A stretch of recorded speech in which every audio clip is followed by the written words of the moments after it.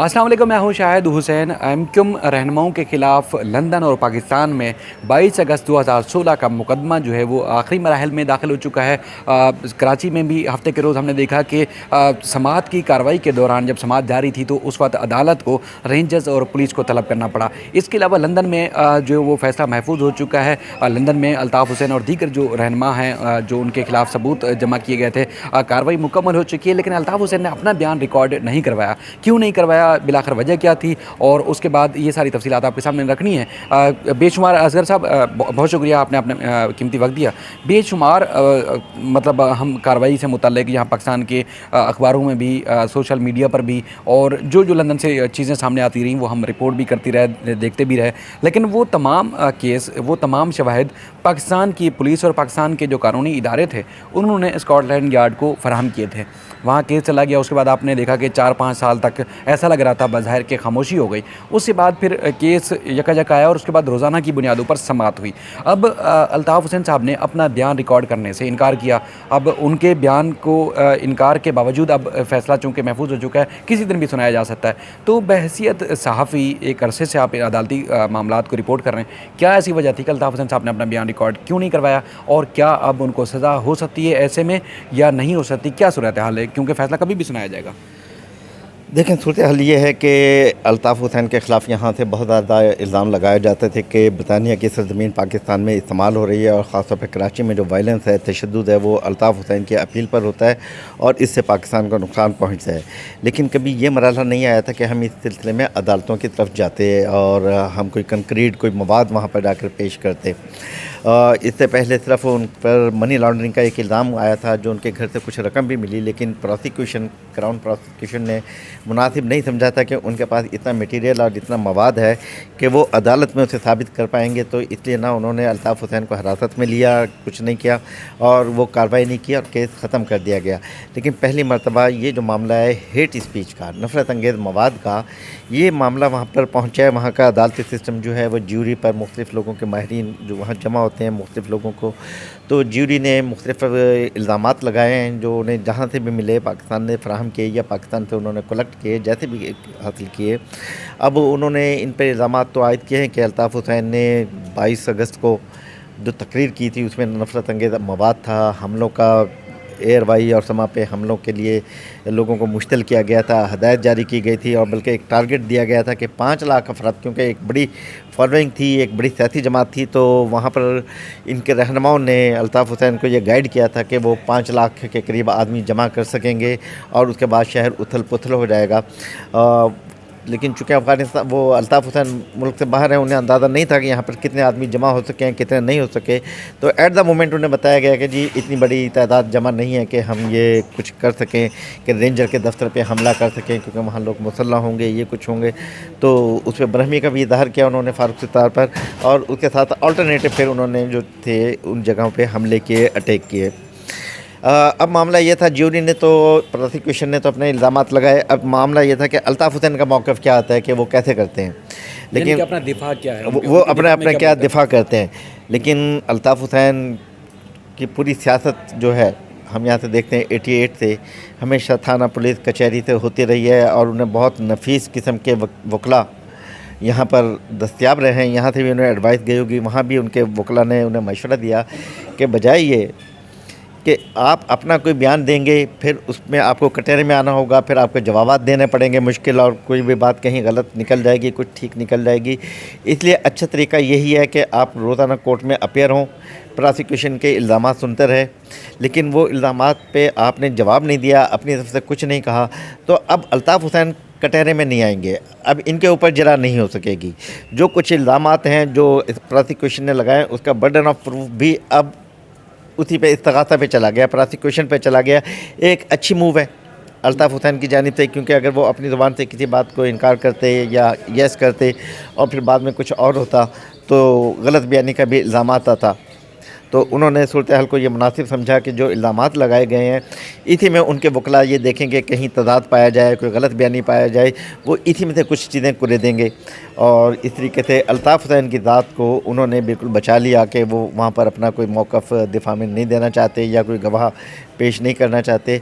तो ये एक सूरत हाल है। अब ज्यूरी ने अपनी कार्रवाई मुकम्मल कर ली है अब देखते हैं कि कब वो उसके बारे में फैसला सुनाते हैं कि ये मुल्ज़िम है और कब जज जो है उन्हें सज़ा अच्छा, एक सुनाते और हैं। चीज़ वहाँ पर जब ये गवाह चल रहे थे वहाँ ये भी बात ज़ेर बहस ही उसी लंदन की कोर्ट में कि अल्ताफ़ हुसैन साहब चूँकि फ्रस्ट्रेशन का शिकार रहते हैं, ज़्यादा दबाव, ज़हनी दबाव का भी शिकार थे। इस वजह से अगर किसी इदारे के ख़िलाफ़ उन्होंने बात की है तो वो इसी दबाव की वजह से बात की है, यानी कि वो मुल्क दुश्मन नहीं है, वो जो है वो किसी नेगेटिव सरगर्मियों में मुलविस नहीं पाए जाते। लेकिन चूँकि एक बहुत बड़ी पार्टी है, असर रसूख रखती है, उनकी बात जब नहीं मानी जाती तो ही इस तरह की वो उन्होंने तकरीरें की या इस तरह की कुछ बातें की। वो क्या थी?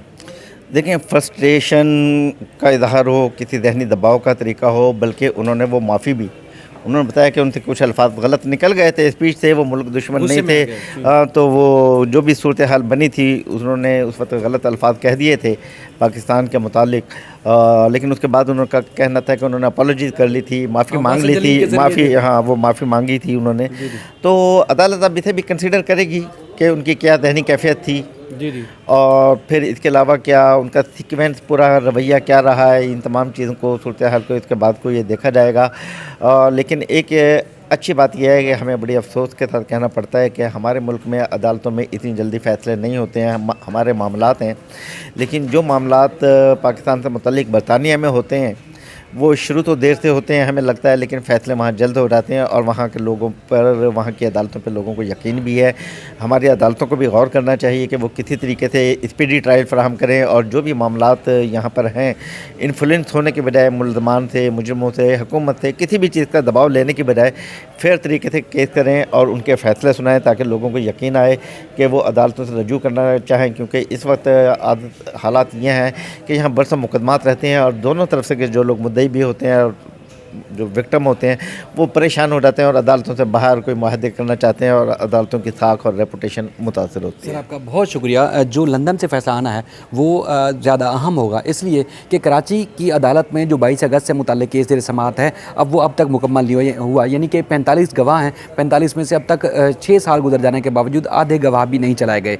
तो लंदन में चूँकि पहली सारी जो प्रोसिक्यूशन होती है, शवाहिद जमा कराए जाते हैं, सारी तफसीलात वो पहले होती है, और जब केस बनता है, मुकम्मल केस कार्रवाई के लिए बनता है, तभी अदालत में ले जाया जाता है। इसके अलावा अदालतों में ये मामलात नहीं जाते, पहले ही अगर फारिग किया जाता है तफ्तीश में तो केसेस निपटा दिए जाते हैं। लेकिन पाकिस्तान का अलमिया ये है कि यहाँ केसेस झूठे और बेबुनियाद किस्म के बना तो दिए जाते हैं, लेकिन उसके बाद फिर अदालतों में सबूत साबित नहीं हो पाते, जिसकी वजह से साल साल जो शहरी हैं या मुलजमान हैं वो जेलों की सलाखों के पीछे रहते हैं, और उसके बाद फिर साल साल उनकी फैमिली भी सफ़र करती रहती है, उसके बाद वो फिर बाइज़्ज़त बरी हो जाते हैं। इसी तरह जो आपको याद होगा कि 2016 के वाक़े था, कुछ दिन पहले भी हमने एक वीडियो में बताया कि 4 मुलजमान जो कि कुरंगी में क्रॉसिंग के ऊपर रेंजर्स की चौकी पर अटैक के मुकदमे में यहाँ ट्रायल कोर्ट से उनको सज़ा हुई थी। हाई कोर्ट के 2 रुकनी बेंच ने उनकी अपील पर उनको उनकी सज़ाओं को कलअदम करार देने के बाद बरी किया था। आज यानी कि आज जो है वो 14 फरवरी 2022 को भी उन्हीं 4 मुलजमान को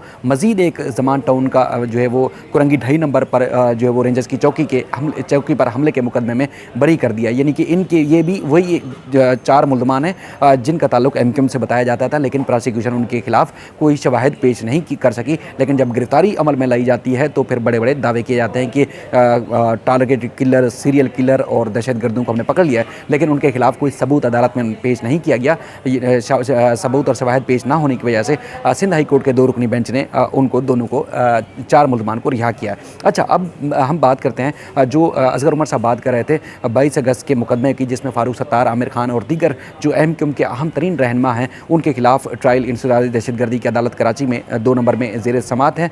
लेकिन तवील अरसे से जो जज साहिबा हैं उनके रवैये पर MQM के रहनुमाओं ने अदम इत्मीनान का इजहार किया था, अदम एतमाद का इजहार किया था, और अदालत से इस्तदा की थी कि उनका केस इस अदालत से दूसरी अदालत मुंतकिल किया जाए। लेकिन जज साहिबा ने वो उनकी दरख्वास्त मुस्तरद कर दी थी और ट्रायल उस अदालत से दूसरी अदालत मुंतकिल नहीं किया था। उसके बाद वसीम अख्तर, आमिर खान और दीगर लोगों की जानिब से सिंध हाई कोर्ट से भी बाकायदा तौर पर रिजू किया गया है, लेकिन अब तक उन दरख्वास्तों पर फैसला नहीं हुआ है, क्योंकि MQM का कहना है, MQM के जो रहनुमा इस केस में जो अदालतों में पेश हो रहे हैं उनका कहना है कि जज साहिबा जो है वो जानबदारी का मुजाहरा कर रही हैं, वो जो उनका रिलीफ बनता भी है वो नहीं दे रही, जिसकी वजह से वो चाहते हैं कि उनका केस उनकी अदालत में ना चले।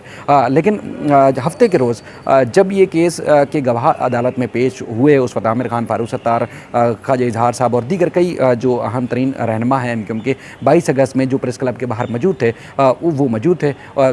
तीन पुलिस एहलकारों ने वहाँ पर बयान रिकॉर्ड करवाया और एक गवाह ने तो इंतहाई अहम बयान रिकॉर्ड कराया, जिसमें कहा गया था कि अल्ताफ़ हुसैन साहब ने 5 लाख जो है कारकुनान जमा करने का टास्क दिया था डॉक्टर फारूक सत्तार साहब को, लेकिन वो टास्क पूरा नहीं कर सके थे, जिसकी वजह से अल्ताफ़ हुसैन साहब गुस्से में आए थे और फारूक सत्तार को गालियाँ दी, बुरा भला कहा। और उसके बाद फिर जब वो गुस्से में थे तो उसके बाद फिर उन्होंने कहा कारकुनान को या मजमे में जो मौजूद लोग थे उनको टास्क दिया, यानी कि मीडिया हाउसेस पर हमला करने का टास्क दिया। और उसके बाद फिर फारूक सत्तार और दीगर ने उनके इस ऐलान की तायद की और उसके बाद फिर जाकर हमला कर दिया। अच्छा, इस दौरान जब गवाह का बयान रिकॉर्ड होना था तो जज और एमक्यूएम के वकला के दरमियान जो है तला कलामी हुई और उसके बाद फिर थाना बोर्ड बेसन के एसओचे समेत थाना पुलिस की जो नफरी थी उस अदालत की हदूद में जो लगती है उनको, और उसके बाद फिर रेंजर्स के एहलकारों को असले समेत अदालत ने तलब किया और एटीसी के बाहर बल्कि एटीसी के अंदर भी वो तमाम 4 रेंजर्स के असले से लैस जो है वो एहलकार मौजूद रहे और